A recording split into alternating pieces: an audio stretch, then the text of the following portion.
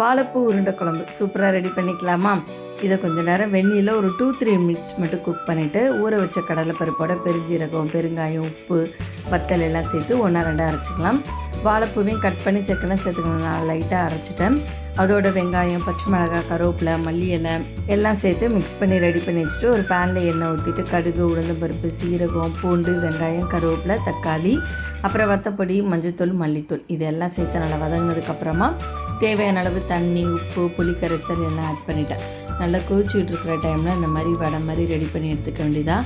But கொஞ்சம் பொரிச்சும் எடுத்துக்கிட்டேன். கொஞ்சத்தை அப்படியே உருட்டி போட்டு மூடி வச்சு லைட்டாக குக் பண்ணிட்டேன். அப்படியே உடையாமல் தான் நல்லா தான் இருந்தது.